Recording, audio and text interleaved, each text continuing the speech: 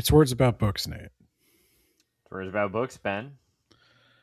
Today, I guess it's Words About Children's Books, because we're covering the name of this book is Secret by Pseudonymous Bosch. And because this is a children's book, I thought I would implement a challenge, because I think I'm also editing this episode. I'm implementing the Swear Jar Challenge.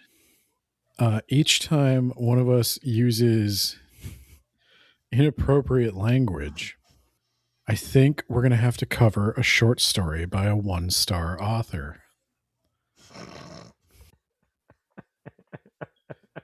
to be selected by the patrons. Now, I'm hoping that this won't wind up being of any benefit to them at all. I think we're both pretty professional guys. Yeah, so when you say swear, where are some swears that... Anything like, obviously... Anything you wouldn't want your daughter to say. Okay, I've said some things around her. Yeah, but if she said them... She has said damn it before, and I thought it was a little funny. I'm going to say that's a swear. Too far? I'm going to say that's a swear. I won't count that against the total because we're still in the but darn it is parameters okay. for it. Darn it is okay. Heck, that's good. Is but? That's fine. Okay. That would be fine. Yeah, the traditional curse words, anything you'd get kicked out of your 4th grade classroom for saying, I think you have to avoid. And then if we say Jesus Christ. Yes. Yes, it is. Gosh. Yeah, I know. Golly gee. I know. But I had a thought. I had a vision in my head. And my mom's always getting after me about the language in this podcast. So I figured it's a children's book. There's a very small chance a child could click on this, trying to get us to do their book report for them, which, hey, welcome, listener. We absolutely will. But I don't want to. You could use AI, but yeah, don't do that. If you use a podcast, they're never going to know. Exactly. Unless the AI generates a transcript of this and ingests it, which sometimes it does. But regardless, I think we're gonna implement the swear jar starting now.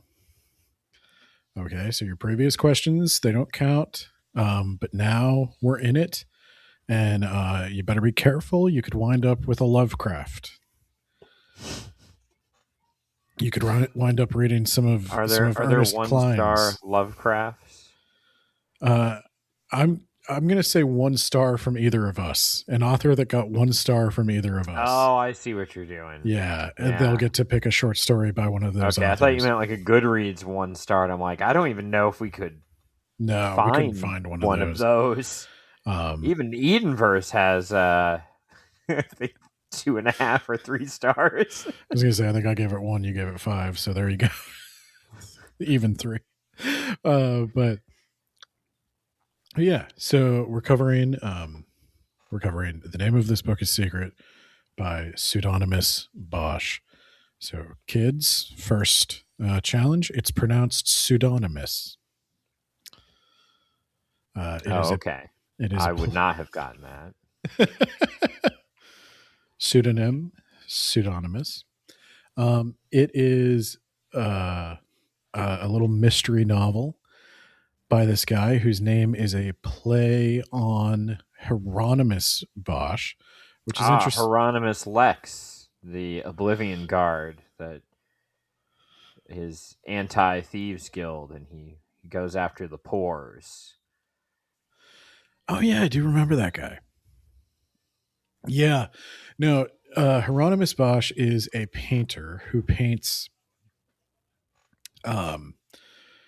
a lot of things that would fall into the swear jar, if I were to describe them.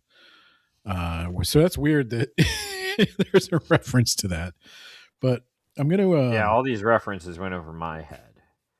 There's going to be a spoiler. Digging deeper. There's going to be a spoiler here for a lot of stuff. The whole book. But but bigger it's a spoiler, secret. I'm going to tell you who Pseudonymous Bosch is. It's Aaron Hansen. Aaron Hansen in a wig. No, it is Raphael Simon. Who? Yeah. Raphael Simon He wrote the Da is. Vinci Code. No, that's Dan Brown. Uh, no, he is a children's author. He's written a lot of essays for newspapers.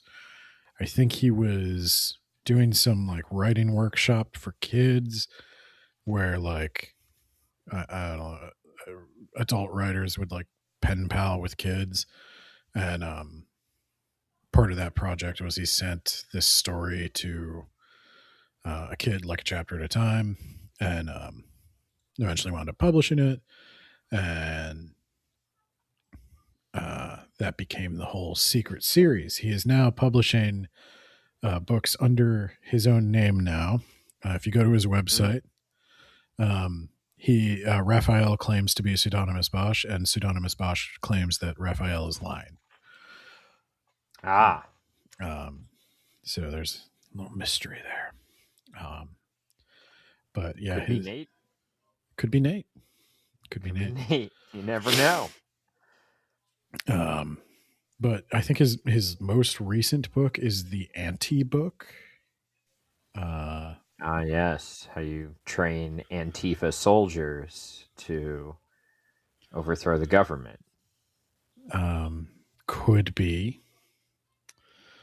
Could be, but yeah, I thought that was a little interesting. We know who he is. We know what he looks like. Not a Chuck Tingle situation. The name of his books, of course, fall into the swear jar, so we cannot reference them here. But yeah, so Nate, you picked this. No, the patrons picked this, Ben. You put it on the poll. I put it on the poll as part of our judging books by their cover poll, Ben. Okay. I did no research. I just found covers of books on Goodreads that caught my eye.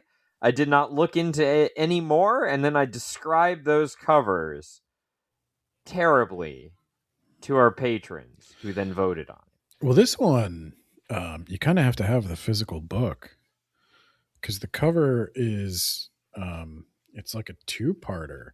You, Oh my god, it's just like House of Leaves. yeah, it's got a little cutout hole, and the word "secret" comes through, and then it opens up to a different cover. So, did you even know this was a kid's book? Nope. So it was a I did complete. even less research than I normally do. Okay, yeah, because you open it up and it's got that big 16, 18 point font. So you generous 1 inch margins, sometimes 2 to 3 inch margins. It's pretty nice, right? Yeah, it makes you feel like you're reading a lot. It really does. You're just tearing through pages and chapters at a time. Yeah, it is technically, I guess, and I know Nate counted every single one of these, a like a 400-page book. Yeah. I'd say the target audience is probably fourth to sixth grade. Yeah, it said like grades 4 to 7, so. And I fall into those categories Yeah, I was gonna say I knew. at heart. Yep. Well, you said this might be your favorite book. This might be the Wabi winner this year. Nah, I read Chain of Command. Oh, okay, good. But it was nice to read a book that I didn't think was mid. Yeah. So I don't know. Do you want to kick it off since you enjoyed this so much? Yeah, sure, Ben. Let me just pull up my notes. The first chapter, Ben. Well, I will quote XXXX space XXXX space X space XXXX comma. Uh, uh, it's just all censored. The Did it bother you? I think I skipped it immediately, but looking at it now, I noticed that there's XX exclamation point. And I got to wonder, like, what what two letter word could they have said with an Do you exclamation point? think that he actually wrote something out and then converted it all to X's? That's what I would have done. Yeah, like Kenny from South Park.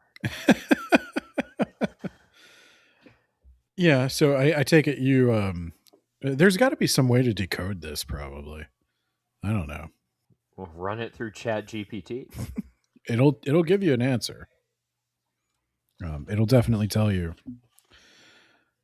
something. But yeah, so first chapter, mysterious. Yeah, we have to. The author is very careful to let you know that they won't be using real names here because that would put them in danger, like the Animorphs, perhaps. Did the Animorphs not use their real names? I think they said that they didn't because then if the books got released, they'd get got. Oh, interesting. Yeah, so this is not unlike the Animorphs. Yeah. So we have two main characters, Ben. We have Cassandra,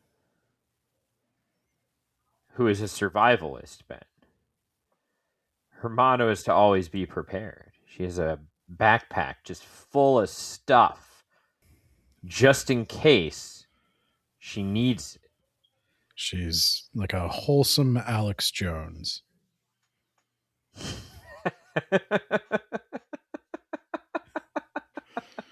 Put that in your book report, kids. Wholesome Alex Jones, okay? She's packed all the nutraceuticals she's going to need for the end times. You won't believe what she's doing to the frogs. She's got a mom and two non-biological grandfathers who own like a thrift store. The grandfathers, they have like a thrift store, but they never sell any of their wares. Yeah, they're hoarders. Yeah. Yeah, essentially. That's what that's called. Yeah, they have a bunch of Yeah. They go antiquing, they have a bunch of junk. The book is the narrator's very tongue in cheek. Very twee. Yeah, did that bother you? Because it didn't bother me as much as it did when it was Brandon Sanderson. I don't know why that's so hard for you. I don't know why either. Okay. So I'll tell you, it was nowhere near as bad as Brandon Sanderson. Okay, I'm glad that it wasn't just like a bias or something. No, I think the humor, it's at that 4th to 6th grade level, so it's not terrible, but I was a little bored by it. I have to imagine if you're an adult with a child, you have developed a much higher threshold for bad children's writing, which this isn't bad. So I guess that's what I'd say is this is like decent children's writing. So it's probably refreshing compared to some things. Yeah. Yeah. Like Peppa Pig. The worst thing ever. Yeah. Peppa Pig is poop from a butt. Anyway. That was masterfully handled. Thank you. Yes. So her hoarder grandparents are watching her one evening when along comes a real estate agent and is like, "Hey, there's this weird guy. It's real weird. He's gone now. A magician. And I'm selling his house." Yep, and they have to get rid of all of his stuff. We have to get rid of all of his junk. I think they do mention he is a magician right off the bat. I think I always thought it was they said I think he's a magician. Like in the same way, if anyone ever watched the IT Crowd. Like where where Jen dates the one of the magician. yeah, they keep saying one of the guys that Jen's dating looks like a magician. He's got like the little mustache and like the slick back hair, and yeah. And she's like, I can't do it. You look like a magician. So maybe this guy just looked like a magician, but I guess he really was a magician. Yes. So, and he seems to have exploded. yeah, he seems to have exploded in a way where only he disappeared, and there was a weird sulfur smell left behind. I did enjoy that. And I don't know if I'm supposed to find that part funny, but the idea of somebody going about their day and just they're in the kitchen making toast and they explode, that would make me laugh. I call that 2007 Iraq or 2030 America. Finger guns are walking right up to the line of. So, oh, and she also has a dog, Sebastian. I think he's important. He'll be important. Maybe. I'm mentioning it, so they're like, hey, I gotta unload a bunch of junk into your junk emporium for hoarders. Where do you want it? And they're like, okay, yeah, we'll take this. We'll take this. What's in this weird box? And what is it, Ben? It's the symphony of smells, Nate. Yeah. I don't think you can test me with your book it quiz questions. I know all the answers. I read this. It's some sort of smelling game, Ben, where certain letters are associated with certain smells. Yes, like notes in a symphony. And they're like, what is this? This is weird. Looks expensive. I want it. Yeah. Yeah. Mine now. One of the vials is cracked. Yeah. And that's the vial that smells like sulfur. Rotten eggs, Ben. Yes. Yeah. The one scent related thing that I thought was a little surprising for a kid's book is Cassie continuously wondering if she's going to smell a decaying body. They smell pretty bad. So I've been told. I mean, I guess I know from... Probably the worst smell I've ever had to be around. I guess I know from animals. I've never... Yeah, I guess I know from animals. I was going to say I've never been around something dead as large as a human, but... Well, me neither. It was like part of a human. Oh, geez. Yeah. Yeah, it's not a pleasant smell, and you recognize it right away, and it's like, oh. Is it different than like an animal? Well, I haven't smelled a dead animal. Really? I don't think. Wow. I don't think so. Gotta come out to Pennsylvania. walk along a road by the woods. You'll smell something. Now we gotta introduce our other main character, Ben. Yes. Max Ernest. Max. One name Ernest. with a hyphen, which is also his personality. Like Karl Marx. He... Not quite. But yeah, every time you do talk about Karl Marx, you do have to use his full name. You can't just call him Karl. That's weird. Yeah, even Marx is like, unless you're writing it and you can put the X there, people don't know. Yeah. Yeah, it's just odd without just calling him Karl Marx every single time. Yeah. But Max Ernest is just his first name. What? Max Ernest Marx. I think that was an American Dad joke. It's like, do you think about this? Do you know that Sylvester Stallone's first name is Sylvester? Yeah. And like somebody in his life must call him Sylvester. Or Syl. I think they call him Sly. Yeah. Yeah, Sly. Sup, Sly? You ready to make the next Hulk Hogan? So, yeah, no. Max Ernest is... a troubled child. I don't know if troubled's the right word. His parents couldn't decide on a name between Max or Ernest. His parents so are they named him troubled. Max His Ernest. parents are 100% His parents troubled. are troubled. Yeah.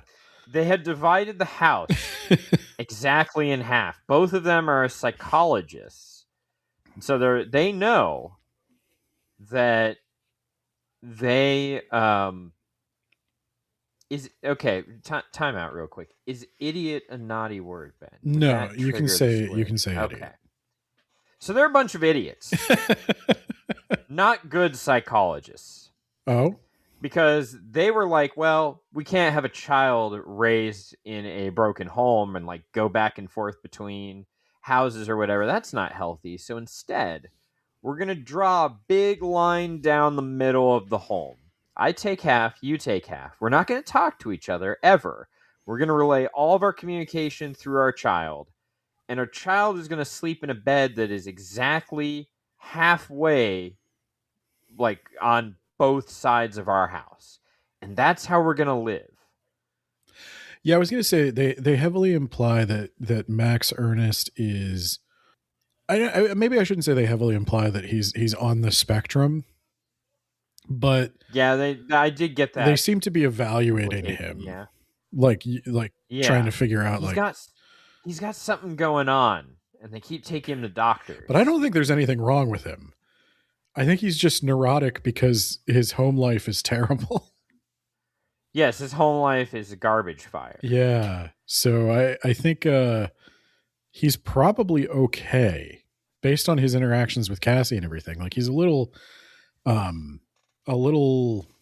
poorly socialized, I guess, but that's really just because he doesn't have any kind of healthy. Yeah, I was going to say in trying to support him, his parents have ruined him, which is played for laughs. But I think the thing I enjoyed was like the pleasant resolution to the Max Ernest family situation at the end of the book is they just get honestly divorced. Yeah. Yeah. And I think portraying, because I did read that I think Raphael Simon, both of his parents were writers and they were divorced as he was a kid growing up, and portraying divorce as sometimes being a good choice and not scarring and the right thing for the kid is probably beneficial to kids and adults, because sometimes it very much is. Yeah. But yeah, Max is a nerd. He fancies himself a stand-up comic. I think the research shows that like you're much better off with parents who are divorced than in a household where the parents hate each other. Yeah, I could imagine that. Yeah. Yeah. Max, he wants to be a stand-up comic, and he did the R.L. Stine thing where, because he wants to be funny, he went and he read a bunch of joke books. But unlike the R.L. Stine thing, it didn't work. Yeah. Well, you can't do that. That's not how you become a comic. Yeah, you go to Saudi Arabia and you have the royals pay you a bunch of money, and that's how you become a stand-up comic.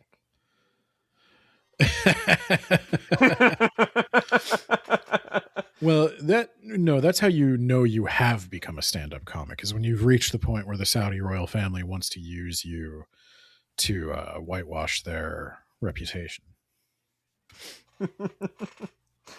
Also, Max Ernest has no filter or internal monologue. He says everything that he's thinking, seemingly. At first, but I really think that's just because he doesn't know how to talk to people. But the more time he spends with Cassie, the more normal he becomes. Yeah, true. Cassie's honestly the stranger one. Max is kind of the straight man to her like wacky hijinks. What are you talking about? She just thinks that the grass on the soccer field has turned yellow, so obviously someone has dumped toxic waste. Makes sense to me. I mean, it's a hypothesis. That's science. That's where you start. There you go. Your hypothesis, and then you test it. Now, Cassie does form a hypothesis, and then out of an abundance of caution, creates a lot of fear and suspense and tries to evacuate everything. Not unlike her hero, Alex Jones. Oh, I was going to say George W. Bush, but yeah. Yeah.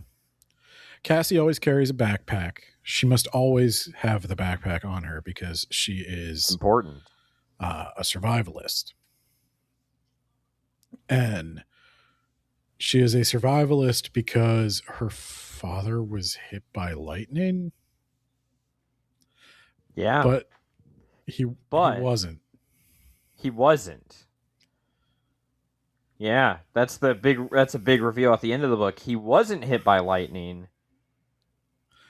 But now, what I wasn't clear don't on, ask. I think so Cassie made that up, right? I think that's not what her mom told Cassie her made happened. That up. Yeah, I assume Cassie made that up. Yeah, because Max Ernest, she mentions like, oh yeah, my mom. He's like, well, what about your dad? And she's like, oh, he got hit by lightning. And I was like, okay, that's a lie she just made up on the spot, right? Like, obviously her dad just left, but her mom didn't then tell her like, oh no, your father was killed by lightning. Fear the skies, Cassie. They are your enemy.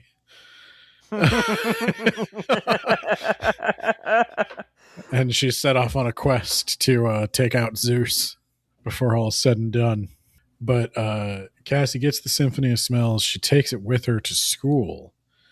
And Max Ernest really doesn't have any friends. They're in different classes. Which, as a child, like, man, being in a different classroom than your friend is like, you better just get new friends. Yeah. You know what I mean, why do I even bother living? I remember they decided to split me and all my friends up from, I think it was 2nd to 3rd grade. I was inconsolable. Were you really? What am I going to do now? I was, yeah. I moved across the state in 2nd grade. Wow. Yeah. Same thing. Yeah. Similar. Same thing. Similar challenges, yeah. And then I did again in 8th grade. Ow! Oh, that's a real bad time. That's a real bad time.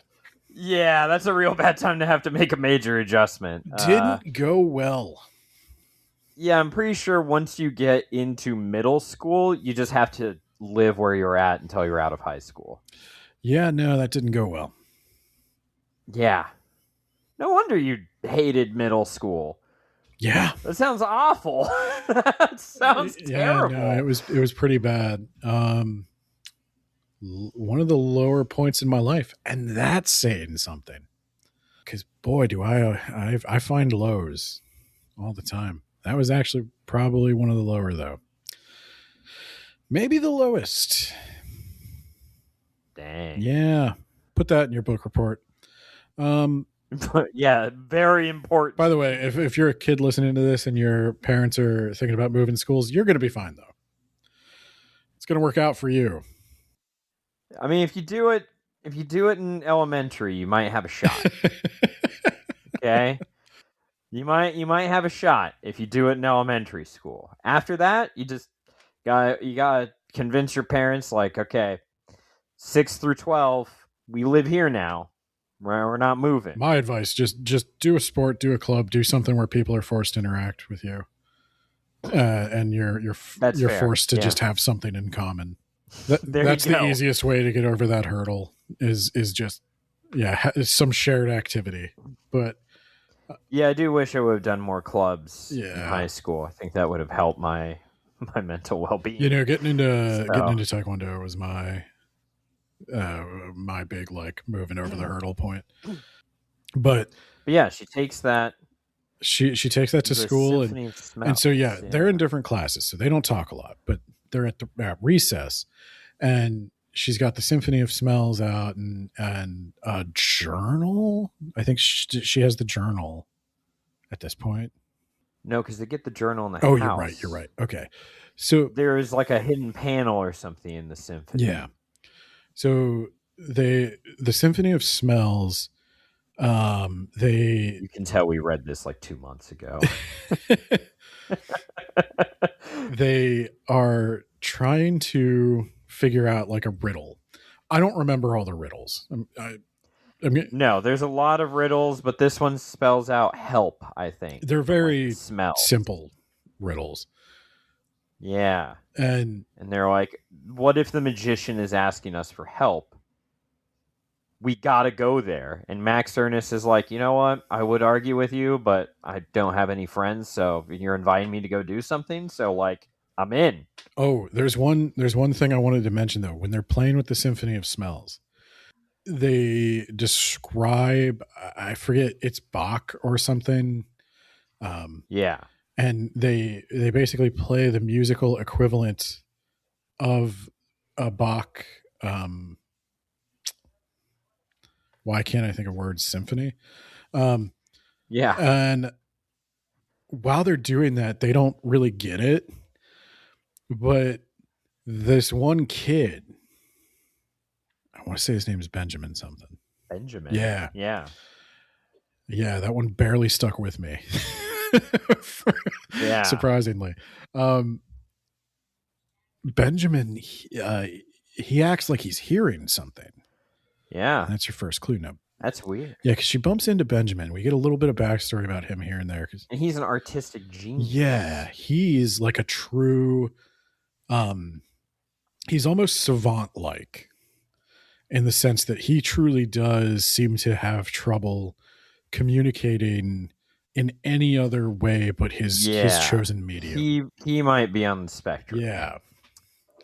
And he's got, God, what's the name for it?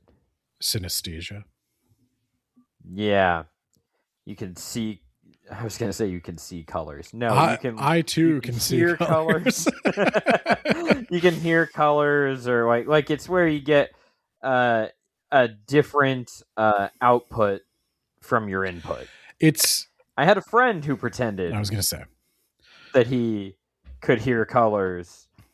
Like something would come on, like music would come on and be like trying to describe the colors. And I don't think he was. I think he just wanted to be a special boy. I think it's one of those things like where people talk about not having an inner monologue or not being able to picture things. That comes up a lot in books. Can't picture things when I read books. Yeah, that comes up a lot. I had a former friend who did that, and he married someone half his age or whatever. Oh, jeez.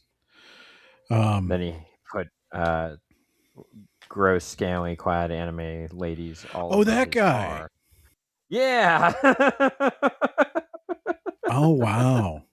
I wonder. But that's different from the guy who pretended that he could hear colors. So the thing... And pretended that he was homeless because he hung out in the library for a week. The thing I have with all of these conditions is I know medically speaking, these are real. They exist. People have them. But I think on like Twitter and on other social media, it's pronounced X. Especially when we're talking about like, especially on like Book Talk, Bookstagram, all these people claiming to have, what is it? It's not aphasia, is it? That's where you can't speak. Right. It's aphantasia or something. Anyway, the one where you can't picture stuff. It's like sometimes I feel like we're not maybe getting aphantasia. We're not maybe getting the medical definition of what these things actually are, because like there's a difference between like not being able to picture an apple and not being able to picture like a full, 3D photorealistic apple in your mind and then rotate it from all angles and examine it. Like, right. Most people can't do that. And I think some people think if I can't literally picture a movie, as if I were existing within it. If I can't picture it like it's a VR experience or a movie or a play or something. All right. If I say, think about a forest. If you just thought of like trees, you don't have aphantasia. Yeah. And then synesthesia, again, it's not necessarily that the music makes you think of a color or think of an image. It's that you literally, your vision is taken over and you Yes. see color where there is no color. Which is why I didn't believe him a bit, because he told that to his dad, and his dad was like, "You think you should be driving when you listen to music then?" Yeah. And that conversation was ended because he didn't want to continue the conversation anymore, because that is a good point.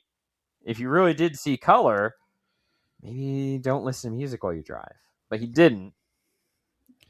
Yeah. So like there's a reason, and I kind of like the way it's portrayed in this book, and I think you do too. As sometimes it's an advantage, but like with this Benjamin kid, like Yeah, it's not a superpower that makes you just the most specialist person ever. I mean, it makes him a really good He has a hard painter. It makes him a good artist, but he has a hard time interacting with the world. Yeah, because he doesn't see it the way other people do, and so he's not operating from a place of common ground, and he can't really communicate with people because he doesn't get that they don't hear. Yeah, he doesn't understand why people like his paintings. He's like, I just do what I like, the sensation, and people say it's good, so I guess it's good. You know, I saw an interview recently.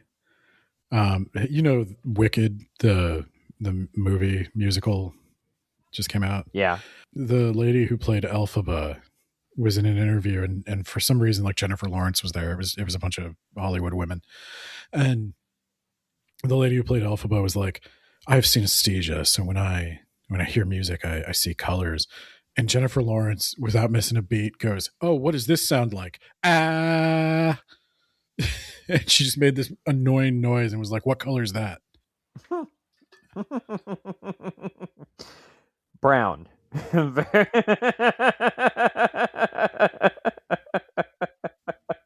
I hate. There's so many people who claim to have synesthesia. It's crazy. If you really do, I'm sorry. Because it would take some convincing to get me to believe you at this point. Yeah, because it's one of those diagnoses that makes you different, but like you can. Yeah, like it's not really affecting you if you're faking it, right? Well, more importantly, it doesn't affect the people around you. Exactly. No one else can. Yeah. Well, like if I tell you I have crippling anxiety and panic attacks, that might make you think twice about dating me. But if I have synesthesia, then I'm just a beautiful soul who experiences the world differently. Yeah. If I said I have a crippling gangrene in my foot, you can remove my shoe and find that I'm lying to you. Yeah. The reason we're harping on synesthesia is because it plays a critical role in this story. Yes. Very important. So now we're going to go to the magician's house because he's calling for help in this package he sent through a realtor who gave it to my hoarder grandparents. So who then left it out in the open in front of their klepto adopted granddaughter who always wears a backpack. It was a carefully crafted plan. So they get in there, and his house is a little weird because it's like one room. And they're like, this is weird. And then the door shuts behind them. And then there's like a speaker, and they have to figure out the magic word, which then opens an elevator, and they find out his house is entirely underground.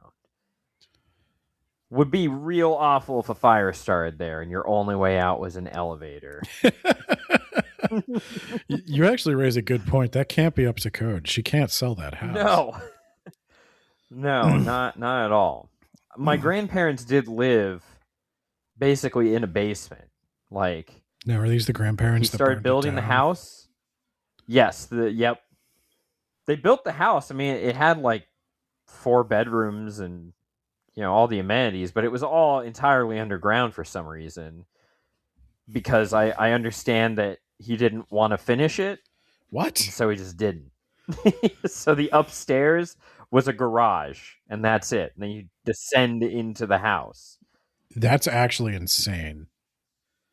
It's a cool house, though. I liked it until it burned down to the ground.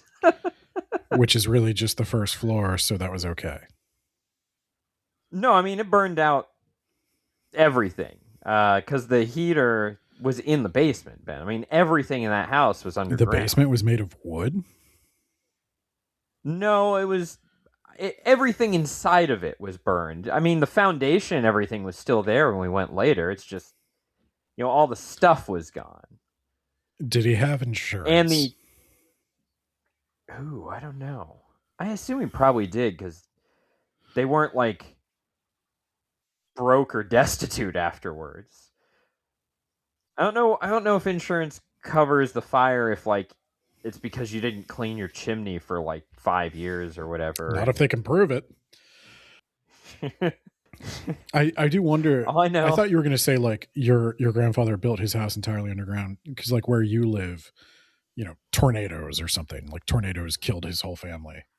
No, so he's like, he just didn't finish it ever. I'm building Casa Doom down here. No tornado is going to get me. And then it turns out, ironically, it was the fire that got him.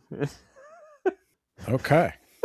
So the magician's house is entirely underground, not unlike Nate's. Although the magician doesn't seem to have an escape route. But there was a mysterious fire, not unlike Nate's grandfather. Yeah, that's true. Presumably started by the magician, not unlike Nate's grandfather. So they start looking around, and they're looking, and finally they come across a secret passage, a secret room that a cat popped out of. And they're like, wow, this is weird. And they go inside there and they find a notebook. And they're like, whoa, I wonder if the magician wanted us to have this notebook? And Max Ernest is like, that, sure, yeah, why not? But then the elevator starts up and they could hear the realtor like, oh, it's a little weird house, but like, you're going to really have charming. to pay cash because no bank is going to finance this. It's uninsurable death trap, honestly. You really need to install a fire escape at the back. Yeah. You're going to have to hire someone to dig out the hill in the back so they could put a walkout basement so you can leave the other way. In all seriousness, it would be easier for you to just buy the land and build a house on top of this. That's really cool. They said in an accent that I'm not even going to try to replicate. But did this guy leave behind anything interesting? Looking for like a book, maybe? This is Dr. L and Miss Mavas. Oh, no. Miss Mave. Mave. That's what I said. Yes. You would fail the book at quiz. I'm looking at it and I'm like, I don't know how to pronounce that, but I'm good. Miss Mave. So Miss Mauve and Dr. L, both with strange accents, both standing there menacingly, and both of them have gloves on their hands for some reason. And I do like the reason, by the way. Yeah. Because that is such a shot at actual plastic surgery. So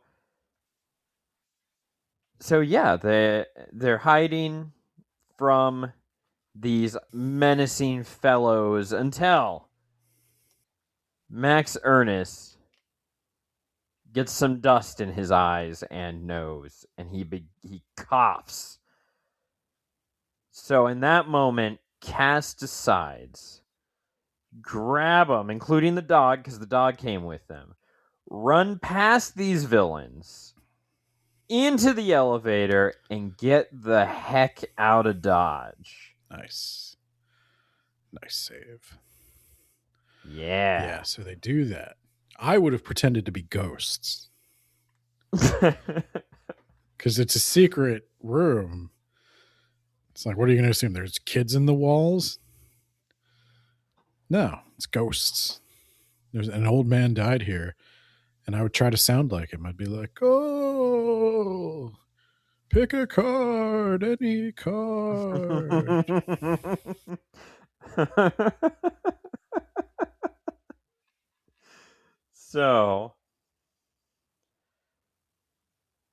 and the two try to find Cass and Yeah, no, those people really grab, and Nez. they're asking detailed questions of the real estate agent.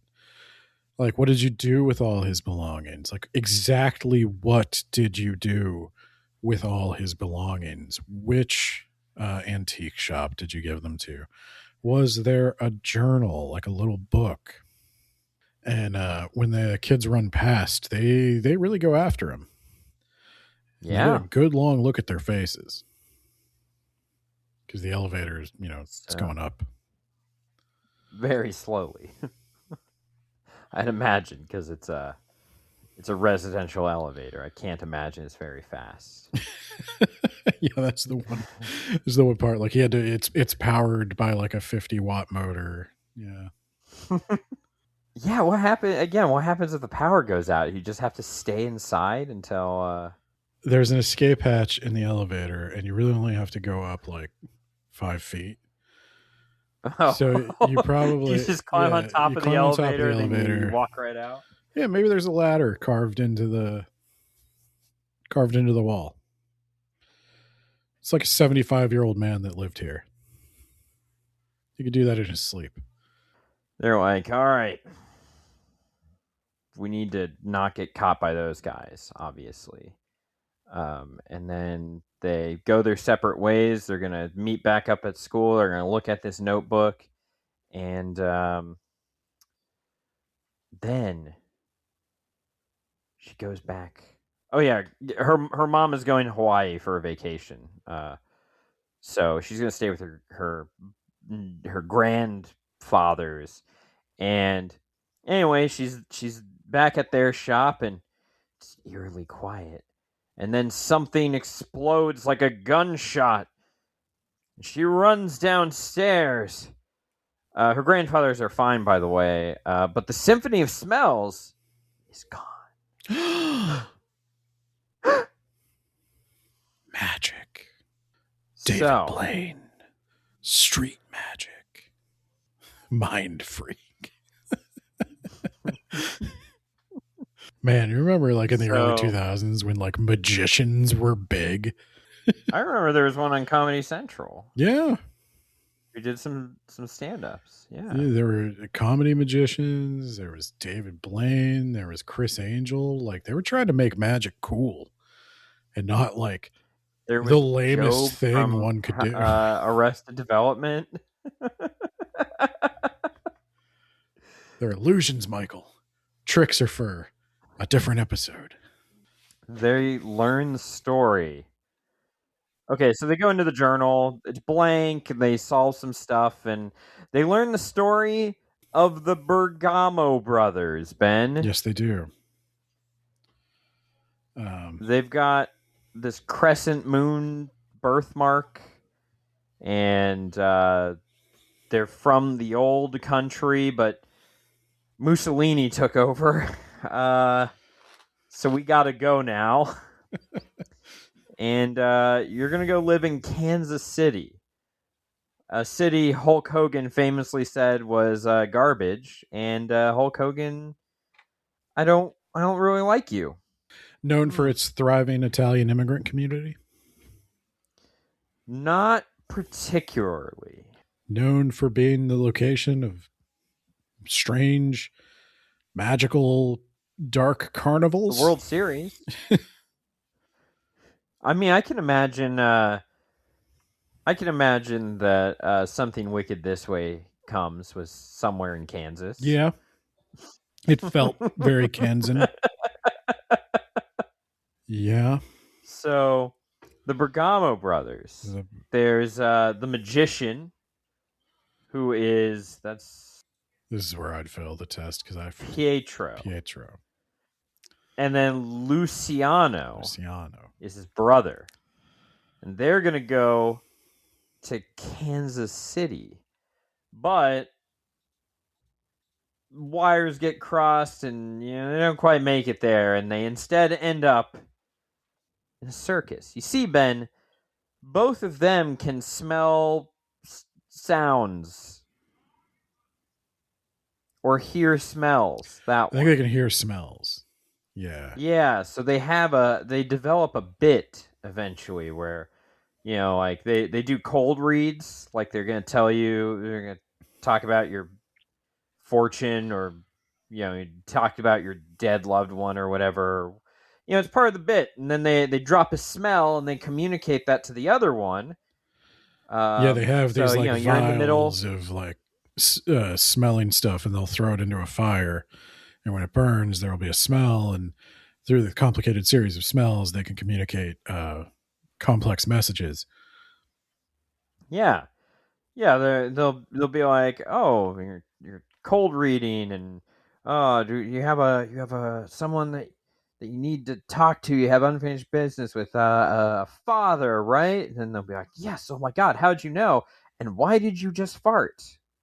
And As I was going to say, like I'm just communicating with my brother. as as a programmer, I am somewhat interested in the encoding of languages into smell. And it is a thing that is done. Ants famously are mostly scent based communicators, but I got to wonder, if you're trying to tell somebody's fortune and you've got 12 smells and they're eventually all going to just overlap into the same funk. How detailed can the message get? How much information can you communicate before the channel is flooded with static? Enough, apparently. They were very successful magicians, but if you're writing the book report, that might be something you want to focus in on. Write your little 10-page thesis on the encoding of letters into smell. Well, they have a great circus act, but one day, what he calls the Golden Lady comes by. She wants to take him out to dinner. And Pietro, the magician, is like, something's really off about this. Every time she talks, I feel like I'm drowning. Like something's really wrong about this. Luciano, we shouldn't go. And he's like, but dinner. Like dinner. Come on. So She introduces herself as Miss Mauvais, right? no. No. No, she does not. You're supposed to figure that out, but it will tell you later if you haven't figured it out. I was going to say, because Mauvais is French for like bad or wrong.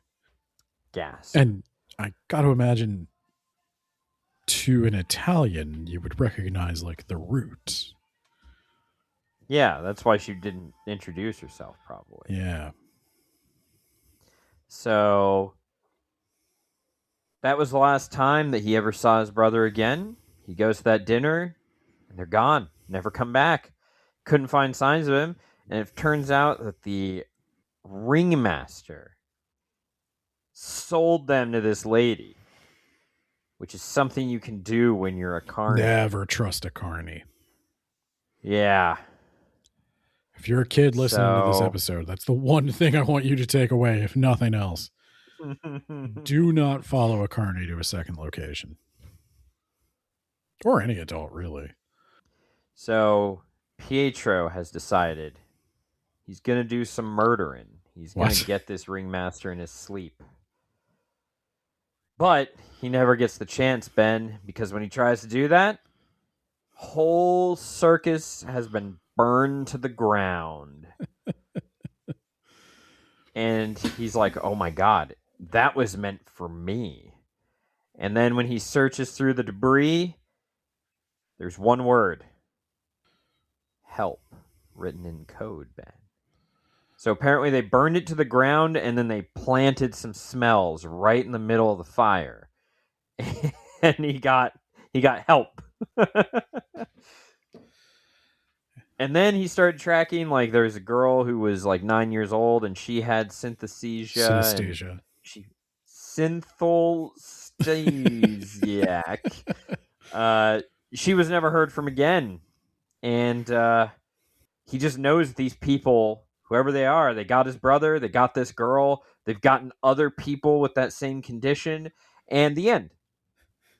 That's the last page. It's blank after that. There was a person who could hear colors, and a woman who could feel tastes, and I'm trying to think, like, what's the strangest possible combination of sense disorganization? What's the sense you have of, like, oh, what's that sense where it's like I got my eyes closed, but I know where my arm is in space? Spatial awareness. There's a name for that sense. Well, it's because you're describing the Romberg test. Proprioception. Yeah. So I experience proprioception as colors. So when as my hand gets closer to my face, it turns red. I don't know. Yeah, really, the more I think about it, the more I'm like, yeah, the senses really they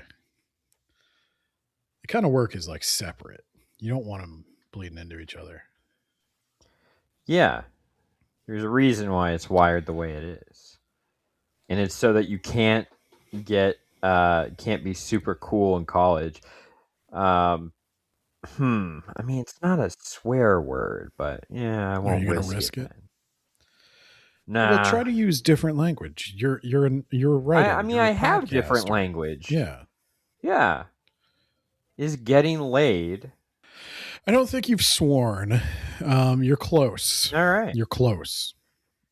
Yeah. That's crass. So the reason your brain is wired like that is not so you can have romantic encounters in college. There you go. Yeah. Yeah. So anyway, they're back in school. They're reading this at school as well, and they see Dr. L and Miss Malvey.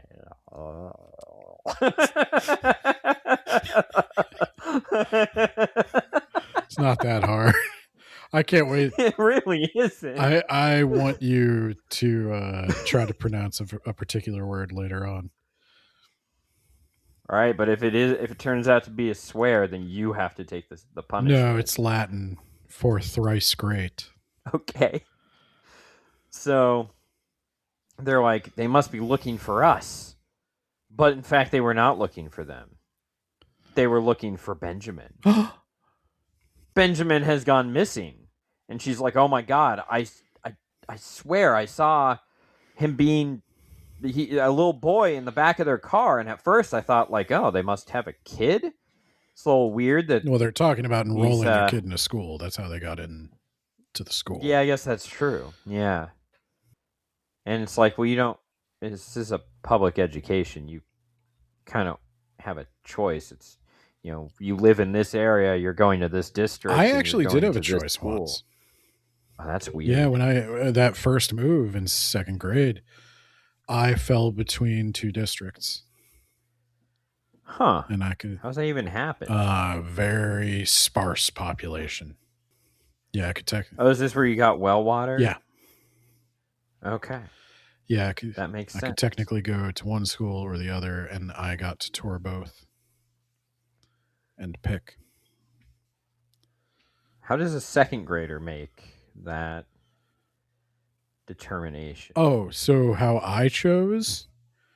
One school had the gym and the lunchroom and the art room were all the same room, that they would wheel out dividers, and the other school had different rooms for different things.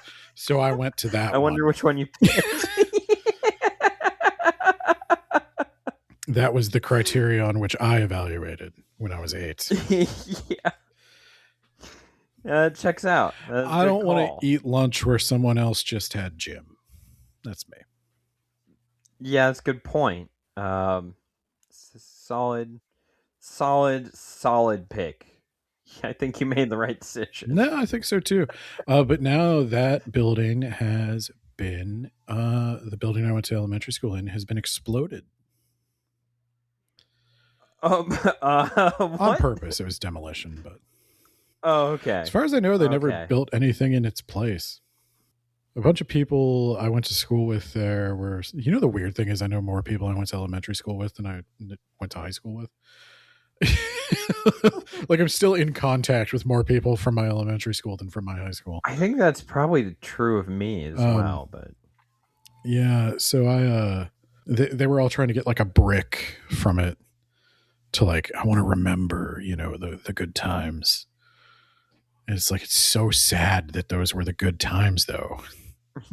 Cause like, guys, it's a pre 9/11 world. well, it's like we're adults now and we can talk about like all the problems that like were in all of our lives that we just thought were normal because we were kids. And like now that we're adults, we're like, no, that wasn't right. A lot of the stuff we saw. And those were the good times. Just like mired in it. Ignorance is bliss. Just mired in dysfunction. The only way Cass can think to get her teachers to take her seriously that Benjamin was kidnapped by Dr. L and the other one was to craft a ransom note. It didn't work. No, it wasn't particularly well written. It definitely sounded like a child wrote it. Cass, not a wordsmith. So Cass and Max, they end their conspiring, collaboration relationship.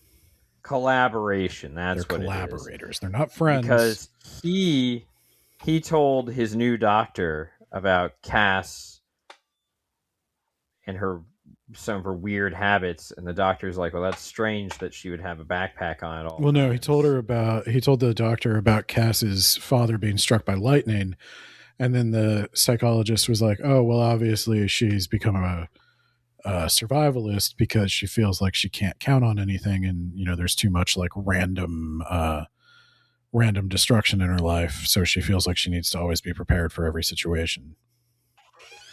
And Cass was like, don't you dare do spot-on psychoanalysis of me.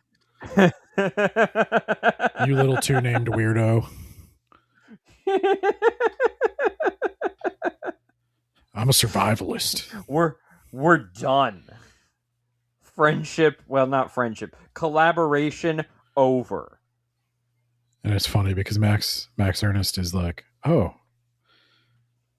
I'm Max earnestly hurt by this.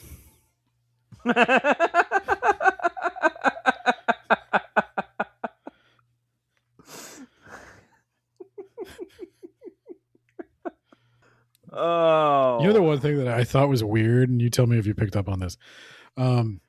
Max Ernest describes Miss Mauvais as the most beautiful woman he's ever seen. And Cass is jealous. Yeah, it was a little strange. Is that schoolyard romantic tension? So, she somehow figures out, I can't remember, about the spa of the Midnight Sun. The Midnight Sun. So she sees the limousine that has the Midnight Sun logo on it. That's right. And she figures out that is a spa, but only for, really wealthy elites. Because earlier in the book, it was mentioned that her mother collects travel guides, like travel guide magazines, for all these places that's weird. She'll never go to. And that's Chekhov's travel guide. Yes. Now in the third act, she uses those travel guides to locate an article on the Midnight Sun Spa. And then she calls them and says that she is the secret skeleton sister, which is some sort of She says she's Elizabeth Olsen. I was going to say. It's heavily implied that the other two skeletons, and this is for the adults reading this book. This guy knows what he was doing. He very flawlessly describes Mary-Kate and Ashley Olsen's like business empire after they were child stars, and that they have a sister that no one's ever heard of. No, Elizabeth Olsen has become an actor since she's then. Wanda. Yeah, Yeah. but this not when this was written. She might have been. Yeah. Yeah, no, this is actually quite old. So Yeah, I'm the secret other Olsen. yeah, You haven't heard about me because my parents wanted one of us to be normal. So you know what? The Olsen twins. I know they've had their struggles with like eating disorders and stuff, but you don't hear anything about them. They run successful yeah, that is businesses. fair. That is fair. They turned out a lot Yeah. better than a lot of other child stars. That's for sure. Yeah, and I think they're content to let their sister be the face of the family. And you know what? I actually respect them. Hey, you know what? Fair. Yeah, I'll give him that. Yeah. So they're like, "Yeah, I'm Elizabeth Olsen." And they're like, "Okay, yeah. We'll send a limousine and pick you up and take you to the spa." Because Cass has a foolproof plan. She's going to go to the spa. Question mark, question mark, question mark. Rescue Benjamin. yeah. And I'm not even sure why she feels so strongly about rescuing Benjamin. Because it's the right thing to do. I don't think And that's because it. it's time for me to go on an adventure. And I got to see this through. What if Benjamin is struck by lightning? Someone's got to be there to administer CPR, and it's not going to be Dr. L. I don't even know if he's a real doctor. I guess that would be one of the. Is a child strong enough to administer CPR? We'll find out. I mean, they're administering it to another child, so they might have a good chance. Okay. Start them early, I guess. So, meanwhile, Max is realizing that Well, she calls Cass's number. Yeah, she calls him, and the number pops up on his phone, and he realizes, well, then her number must have popped up on their caller ID. So they'll know that she's not really Elizabeth Olsen, and that she is, in fact, whoever Cassandra's mom is.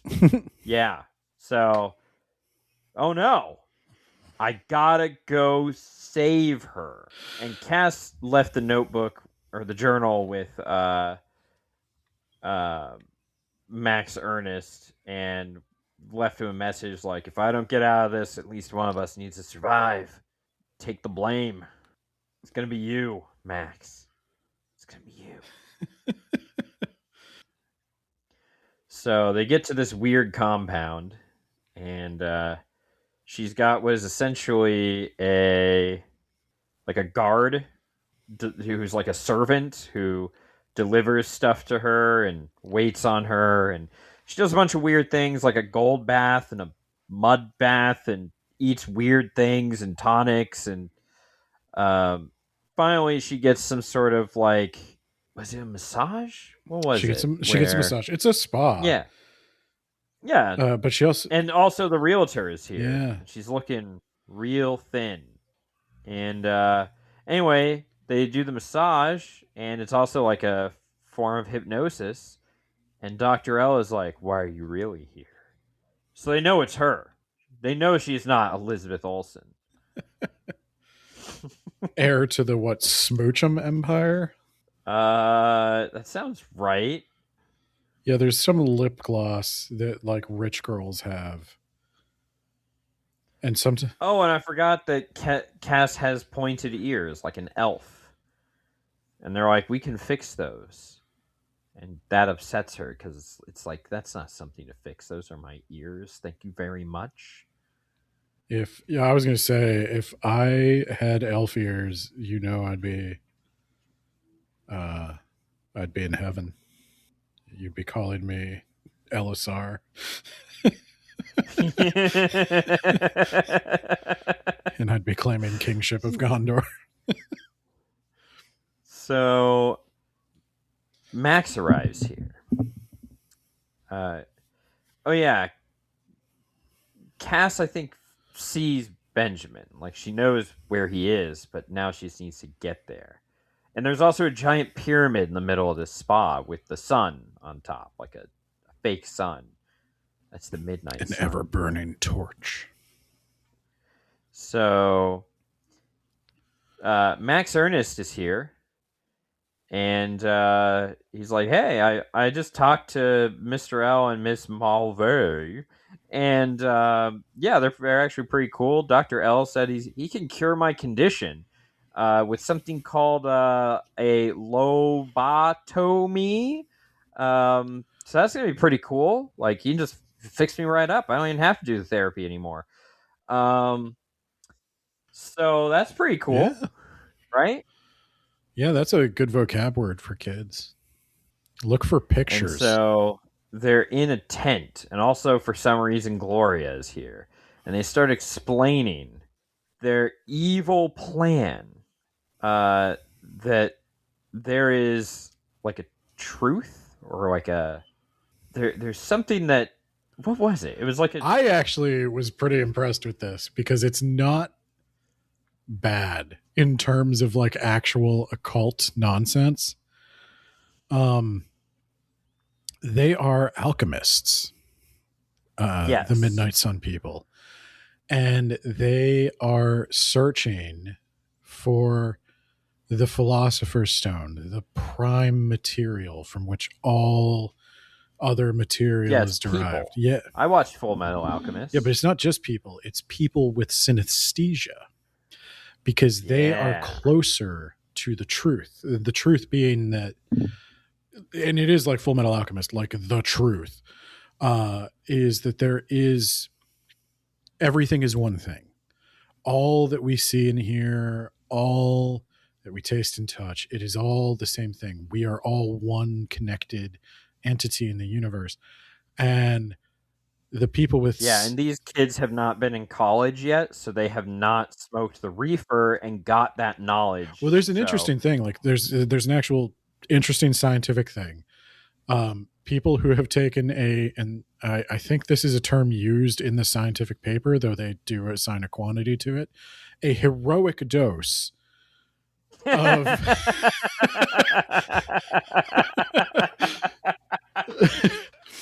Go MDMA. They have found routinely atheists who do this like heroic dose, like the super psychoactive treatment. They wind up coming out with some spiritual belief. Like there's basically documented scientific proof that, not that there is some spiritual experience, but that, or not that there is some spiritual supernatural truth, but that people have this experience pretty reliably under reproducible conditions. Well, I hear that if you light up the temporal lobe, you'll be likely to have spiritual, like encounters, I guess. Yeah, and there's something to the idea that the people who undergo this, they describe like an ego death. They describe no separation between themselves and the rest of the world, and that is a very powerful, they call it spiritual experience. And so I think what he's getting at is that these kids with synesthesia are closer to that. They're closer to the truth. Like their senses aren't separated. They're just born breaking down the barriers. And so there's something special about them, and we can derive from them an elixir that is going to get us closer to true immortality. Some of these people sitting in the audience are like 400 years old and they're still going. But this is why they wear the gloves, because the one thing they can't hide with their plastic surgeries and their treatments and everything is their wrinkled old hands. There's just no good hand rejuvenation treatment. So they have the hands of elderly people, even though they have the bodies and faces of younger people. And they invoke, and this is what I want you to say. I'm gonna type it to you because I couldn't find the exact quote. Hermes Trismegistus. That's really close. It's Hermes Trismegistus. Hermes Trismegistus. Hermes the thrice great. is the deity, prophet, whatever. It's supposed to be, and this is where I'm going to mess up. It's supposed to be Tote. Shy, is that how you say it? Shy's asleep. Totes, Tote, magoats. like the Egyptian god. Some people say Oh, Thoth, but I think it's thought. Tote. um, I think you're right. and there's a conflation. So the Romans, you know how they thought all people worship the same gods, they just have different names for them. So they would try to find a rough equivalent of every Roman deity in every culture they came across.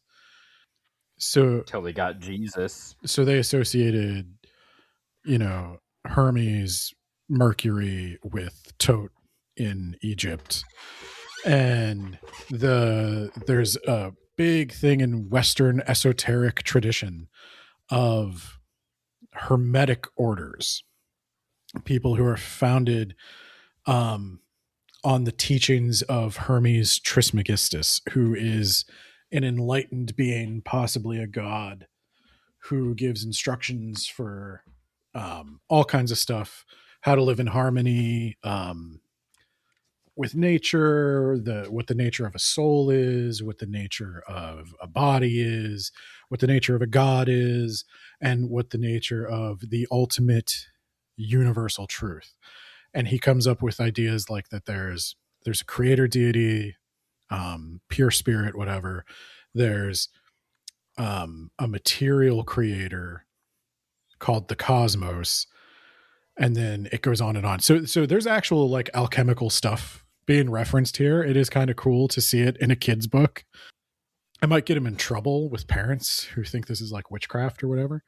There's nothing like super witchy in here, but actual alchemists would have texts from Hermes Trismegistus. I could give you an example.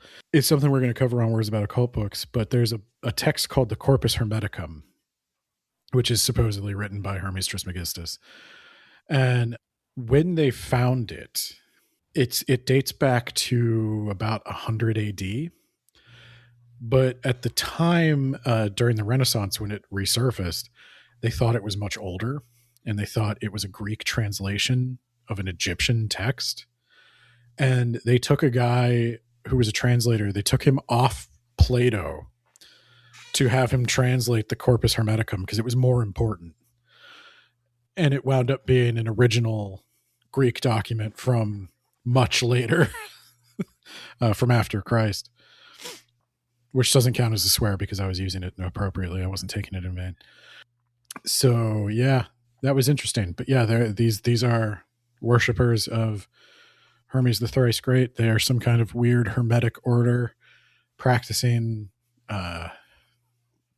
alchemy, searching for the philosopher's stone in human blood. Yeah. And they believe that Pietro found the secret. They take his notebook, which Max Ernest brought with him. That was the only way they would allow him to come. And they're like, "Are you serious? It just ends. Just ends in the middle of the story. You better start telling me what you know, or I'm going to lobotomize the freak out of you." Well, it might shock you what I don't know. You're interrogating a third grader. And they start talking about how like an Egyptologist for like the truth was discovered in 1212 BC, and everyone who knows it dies. There was an Egyptologist that translated it. He went mad. A physician knew it. He wrote it on some papyrus before he was executed, and that's when the Egyptologist got it. And he translated it. He went mad, and then like basically just talking about how all these people did in fact discover the truth. And it's not exactly, it doesn't sound great, but they still want the truth. And if you kids got 1 hour to tell me what the notebook really is, like what the rest of it is, we're gonna go operate on this other kid who has a fever and might not make it. It's time. Yeah, I think I mean, it's going to be interesting because I know there's a whole bunch of these books. So It's like 3 or 4. I don't know if they actually get to what the truth is, but the way they're talking about it, I can tell you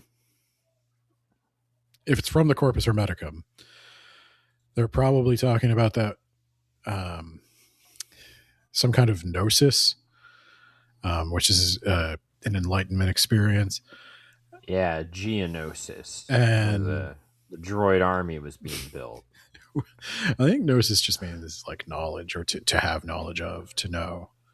Knowledge. But there's also a concept called nous, Nous, that is big in Hermetic stuff. And nous is kind of like it's more than the soul. Like animals technically have souls, but human beings have nous.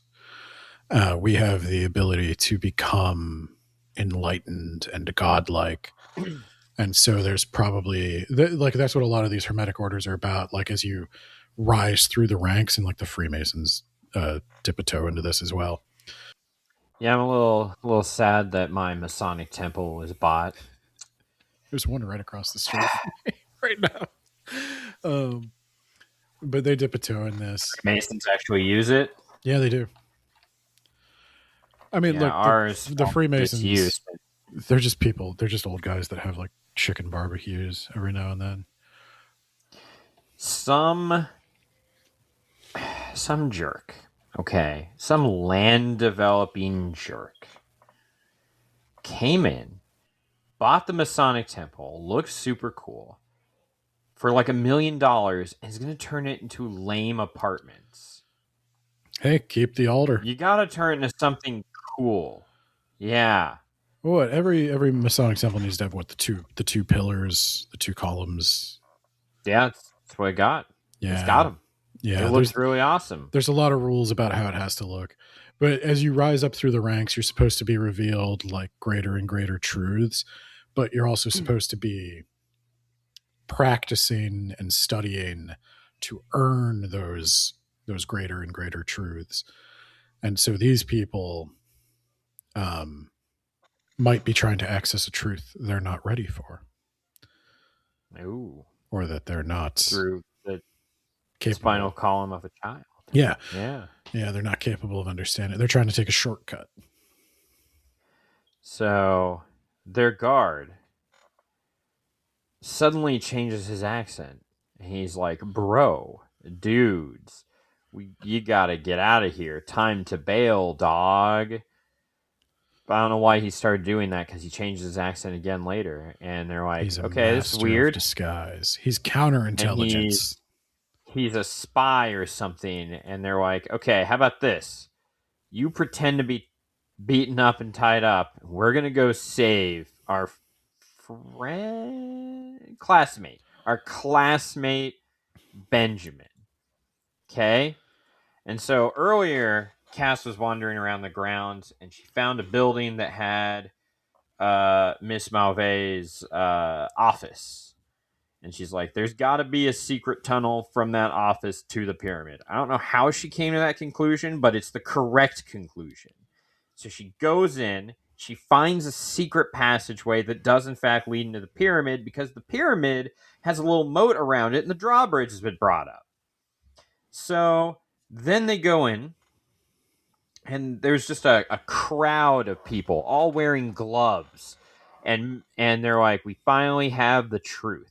And all we gotta do is get it from a spinal tap. Now, if you're doing a spinal tap, you can actually do a spinal tap without killing a child. But they're doing a special spinal tap through the nose for some reason. I can't. Maybe you can. Like, I'm just an alchemist, okay? I'm not a doctor. So they have a plan, I think. Question mark. I don't know if they have much of a plan. They get to the top of the pyramid, and they drop smells in. And they drop the HELP smell, because they have deduced that Dr. L is in fact Pietro's brother. Yeah, so that's right. So each smell is encoded to a letter, so there's got to be at minimum 26 smells. Yeah. How, by the time you've gotten done with 2 words, can you distinguish between any of the smells? You know what?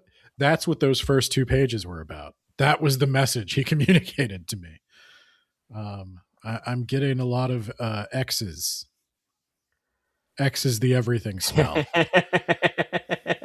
That makes sense. Yeah. So yes, Luciano thinks that Pietro is there asking for help.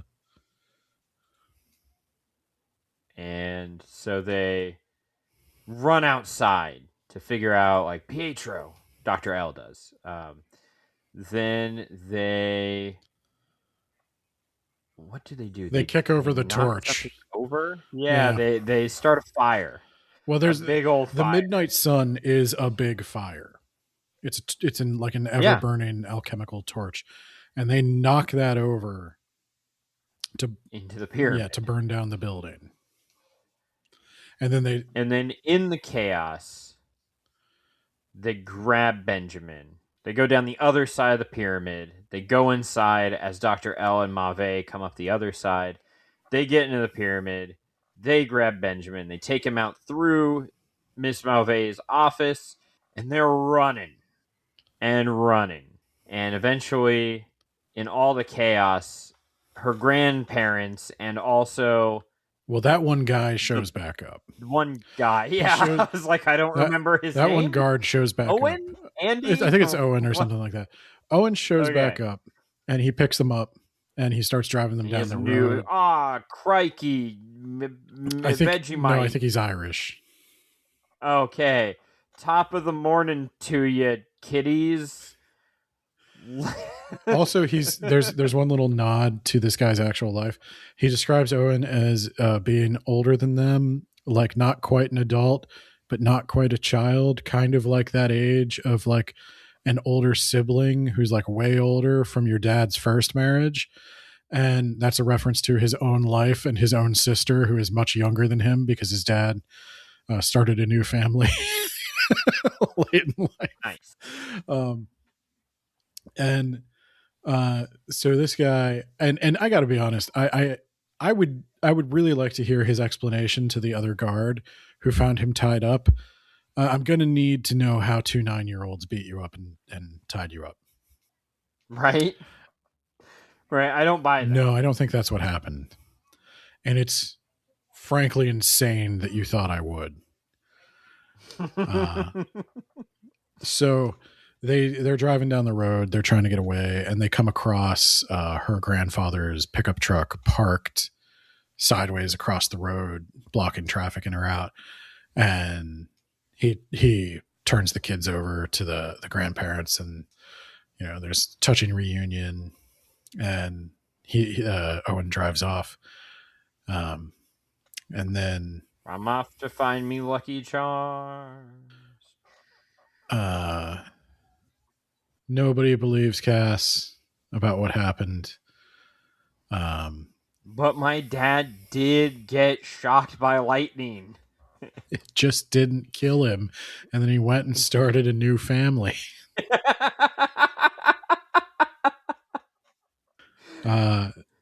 That's the thing that killed him to me. Okay, that's yeah. Ever since that lightning hit him, he was never the same man. Yeah, but then the mom's like, no, he was the same guy. That was him. The mom comes back, Cass gets in trouble, yada yada. The end of the book, they get a cleverly disguised message from none other than Pietro, who tells them that there is another faction in this war. It's not just the weird alchemists with their weird cult magic. There's also another group of protectors of the secret. And you kids need to join. And if you're going to join, leave another secret clue. And then I'll tell you the next step in Finding Carmen Sandiego.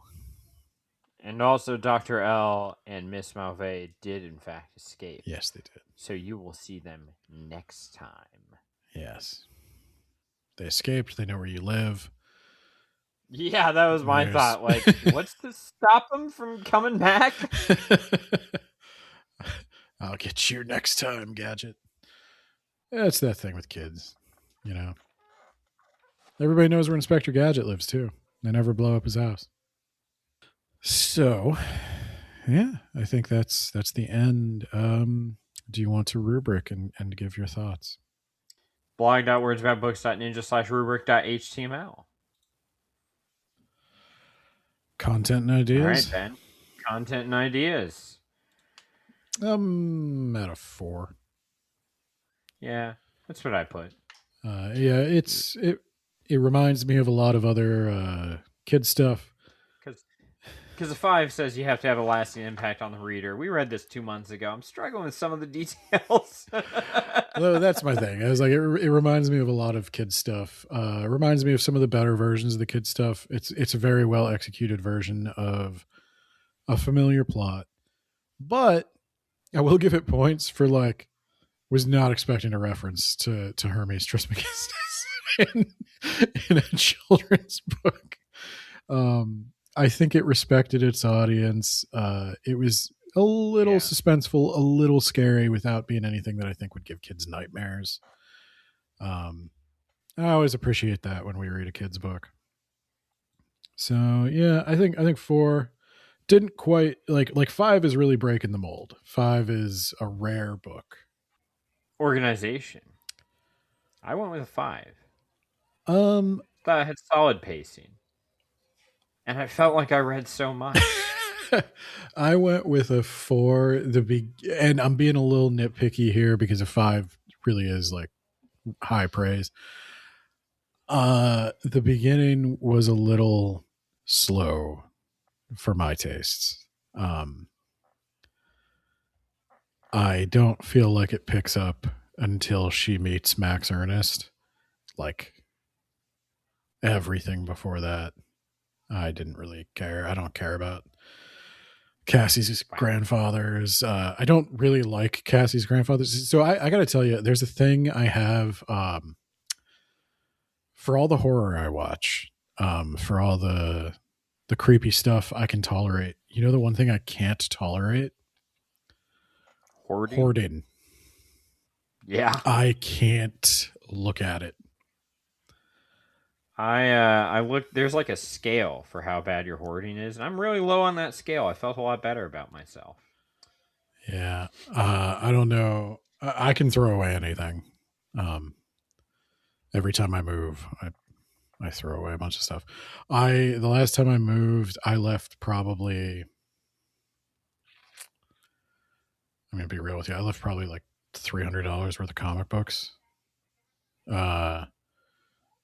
Not in a dumpster, but like I left it near the free little library. And I did check a couple of times. Like I want to make sure somebody took it before it rained or something. But yeah, I was like, I was going to try to sell them. And then I was like, I just don't even care about the hassle. So I hate hoarders and I don't think it's cute. So I didn't like that part. Maybe I'm punishing it unfairly, but use of language, Ben. I went with a 4 because we're doing it for its intended audience of children.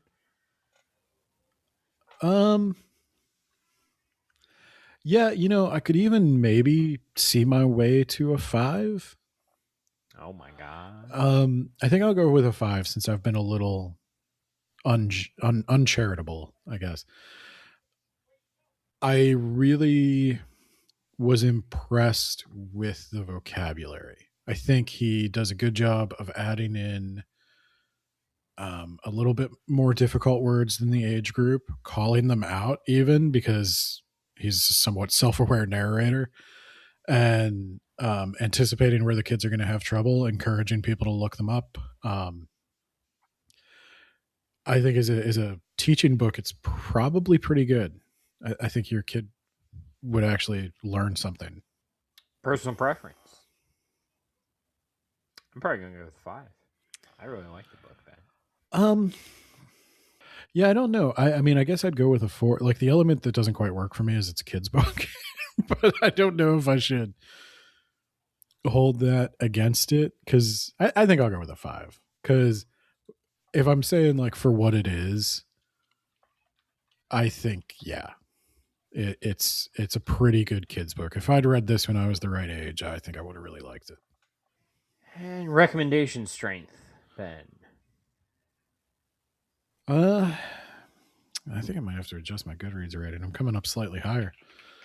I guess I'd go with a 5. I really can't think. I wasn't sure. Yeah, general audiences, I could live with that. I mean, 5. general audiences, again, I'm going to say with the caveat of for what it is. Right. Anyone who would read a 4th to 6th grade age book could read this book. I got 90 points. I got 90 points. Yeah, so I think I'll upgrade. I think I gave it a 4 out of 5. I think I'll give it a 5 out of 5 on Goodreads. I'll do that right now. Perfect. I want to be fair.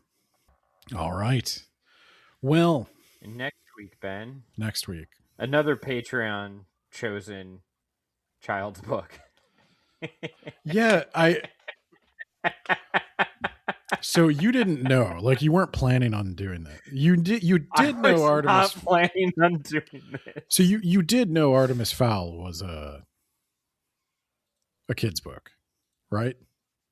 I thought it was a not young adult, middle grade or like high school ish, somewhere in there. Middle, yeah, firmly middle. That was that was a whoopsie on my part, Ben. So you didn't mean to do this. I was wondering, like, I did not mean to do it all in a row either. I was kind of thinking like, oh wow, Nate's daughter must be, getting to the chapter book age, and he's trying to scope him out. Nope. I was like, no, nope. I thought you were up to something. Okay, it's just one of those rare bonuses. Well, then the swear jar challenge will remain.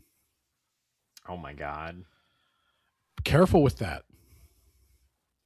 I'm going to leave that up to the patrons to decide if you just violated it.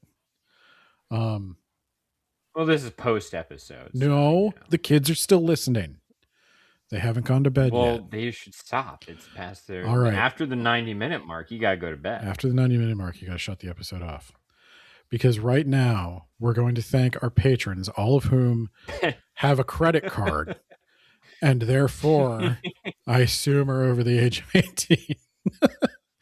All right. Well, I got to thank everybody who's responsible for this. So, well, not everybody who's responsible for this, just the ones that pay $10. There are other people who are responsible for this who don't get named. And I don't know if that's fair.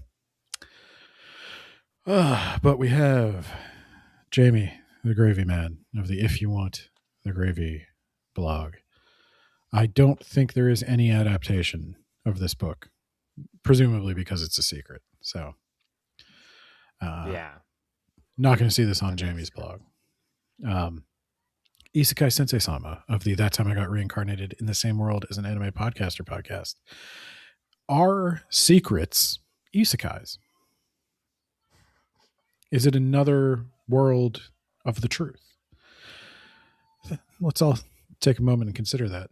Well, we thank John Bierce, actual author of The Mage Errant, The Rack, and More Gods Than Stars. I'm sure there's secrets in More Gods Than Stars. There's a lot I don't know yet about the Turoapt crisis. But I'm going to find out, Nate. Okay.